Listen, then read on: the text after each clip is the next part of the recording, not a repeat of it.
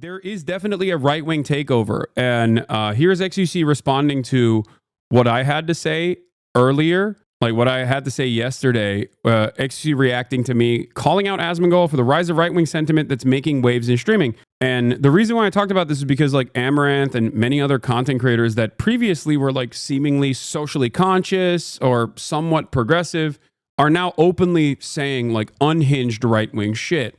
Okay, Amaranth made inferences to like, you know, LGBTQ activists dying in the California wildfires. But regardless, XQC responds to that. So let's take a look at what he had to say about it. People voted for Trump. Okay. Bro, regardless of what people were saying, okay, look at the amount of votes. Imagine saying the general population feels this way, but then the general population votes a different way. Wait, I think he misunderstood my point. No, I understand that right-wing sentiment is very popular. XQC thinks I don't understand that. No, I actually do understand that. I talk about it all the time. I disagree with the popular sentiment, and I also predict that once the impact of the Trump administration's actions are felt by broader subsects of American society, then they will start realizing that it's no longer a good thing. The reality of the matter is, it's not necessarily that Donald Trump was incredibly popular. It was more so that the Democratic Party was incredibly unpopular. I mean, this has been the case for many instances throughout history where we look back and go, yeah, these were really incredibly violent things that we did to other people. Slavery was popular. I mean, Nazi sentiment in Nazi Germany was popular. It doesn't mean that it's correct. He simultaneously says you grift to the left because it's popular, while also saying right-wing ideas are more popular. Yeah, that it doesn't make sense. But my point is, yes, the right-wing agenda brought forward by Donald Trump is very popular right now. And I talk about this extensively. I talk about this every single day. It's because a lot of people interpret the Trump administration as like doing something, doing anything, rather than keeping the regular order of business in line, because a lot of people demanded a shakeup. That's it.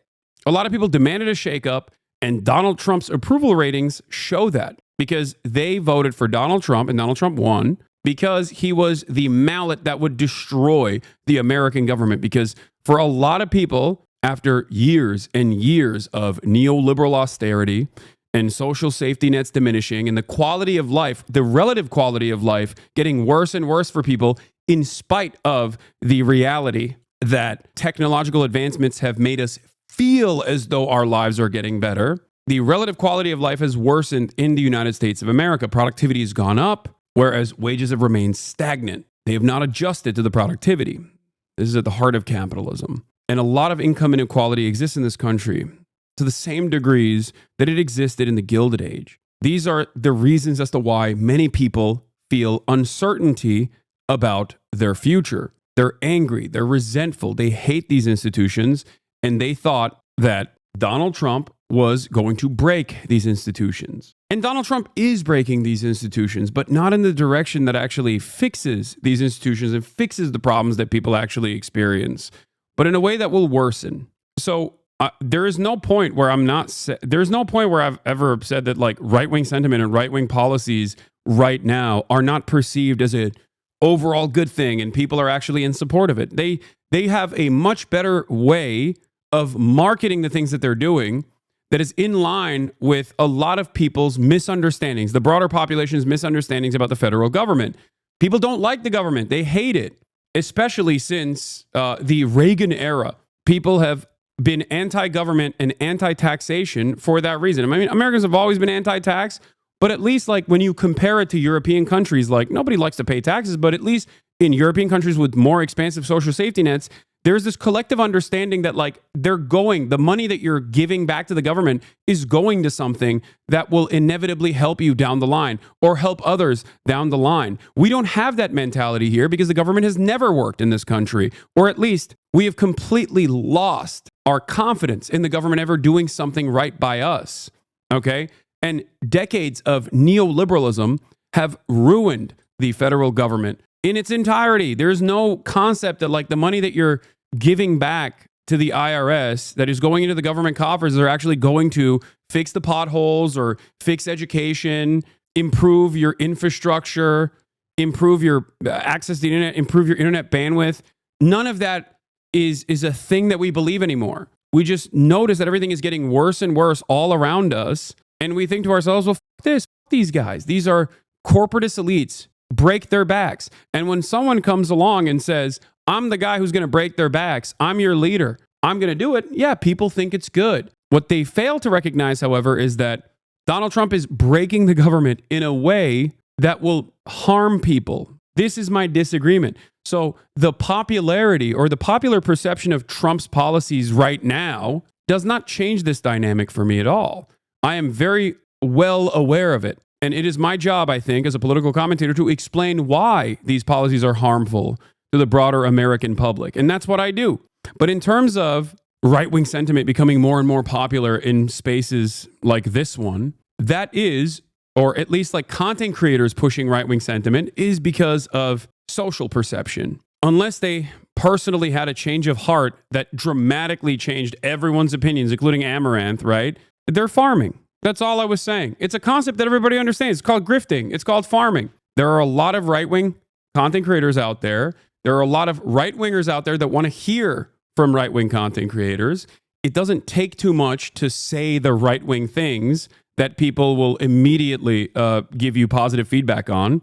And that's precisely the reason why people do it. It's a grift. It's a concept that XQC understands very well. I think he literally says, I have grifted to the left for years and years and years. So I think he probably understands that. Or perhaps maybe he thinks you can only grift to the left, which is hilarious because very clearly it's much easier to grift to the right. If I were to be a grifter and these weren't my genuine opinions that I've defended for a decade now, I would probably become a right-winger and just, get a kick contract. It's not that hard. People voted for Trump. Okay.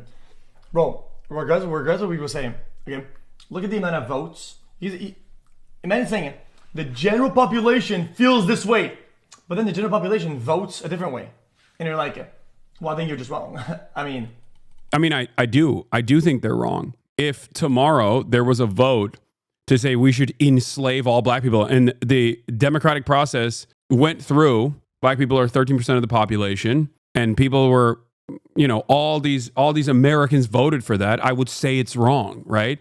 And it's not even just slavery, but the reason why I'm using slavery as an example is because that was the general sentiment for the longest time. Like, even during the civil rights movement, in the aftermath of Martin Luther King Jr.'s assassination, his disapproval rating was at 66%. He was overwhelmingly unpopular in the eyes of Americans. Many decades later, after a decent amount of whitewashing about his past, about his ideological leanings, now Martin Luther King is incredibly popular as a historical figure. My point is, it doesn't necessarily matter what the wishes of the masses are. Having said that, however, my point is that I also do suspect that down the line, once Trump's, evisceration of the administrative state comes to fruition and people start noticing that the government is simply not working at all, even like the remaining parts of the government that used to work is not working, and the American quality of life is truly worse, then they will get resentful and angry. That's it. This has happened historically with all kinds of policy, for the record. This is not unique to Donald Trump in general. After all, one of the greatest examples I can point to is abortion. Many Americans that said that they were on board with restricting abortion very quickly turned around and said, oh my God, we were wrong.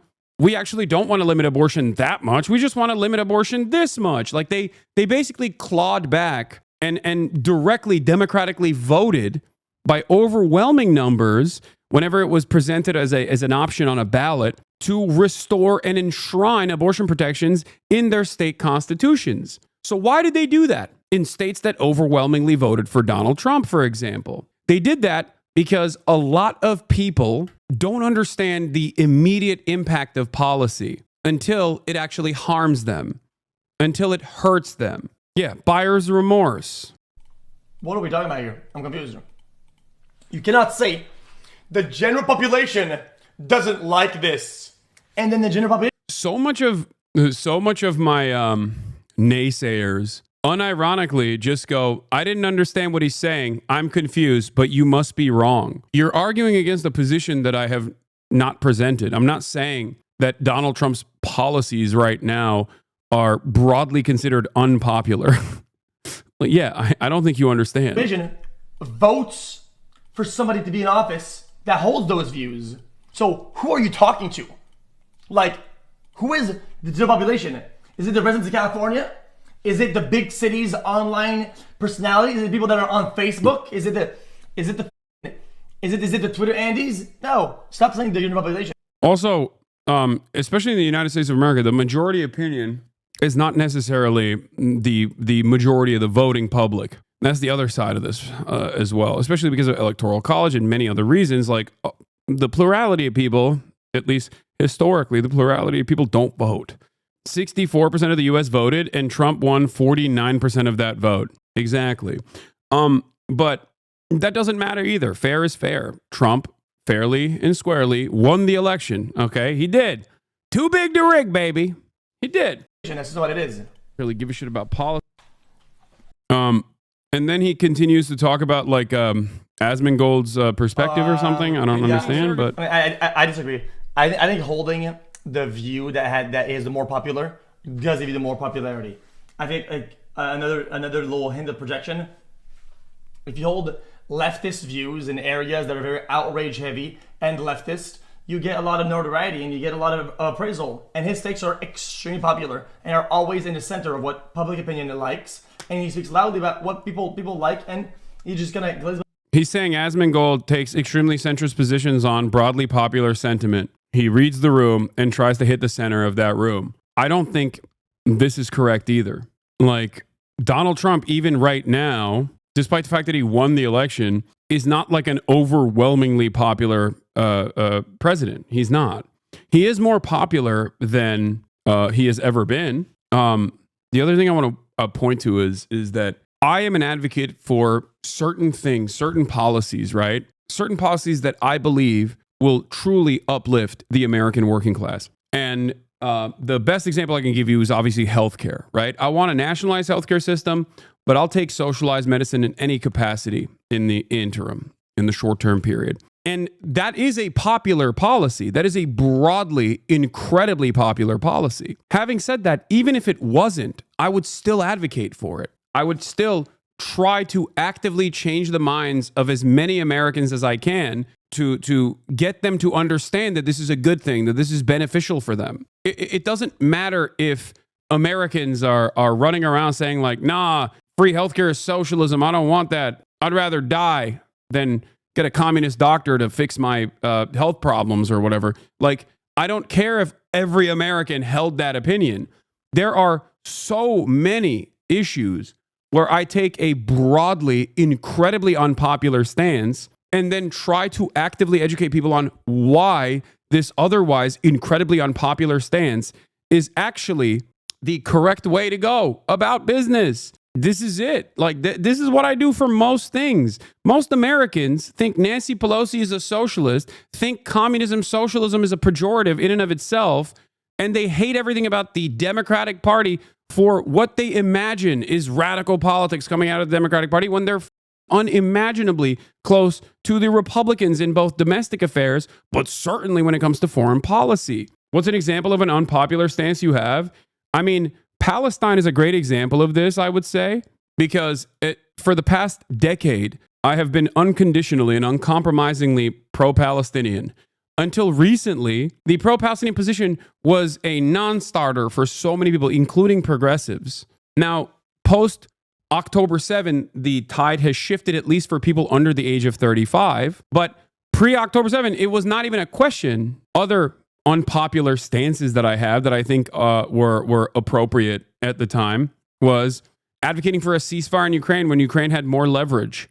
Like the initial ceasefire proposal that was put on the table that fell apart. Everybody yelled at me for that. They said I'm, pro-Putin. I'm in the pocket of Putin. There are plenty of issues that I have been on the unpopular side of that a lot of Americans have basically walked their way to arriving at. Housing the homeless, moving towards a rehabilitative approach to criminal justice, supporting unions so much. American foreign policy, the entirety of the American foreign policy, I'm very critical of. And Americans are very much in support of American foreign policy.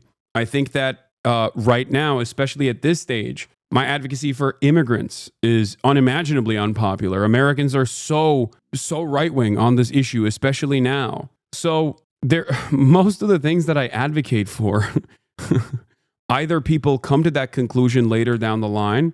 That's why I always say history will vindicate me. Or even if they come to that same conclusion down the line, they still hold their older resentments.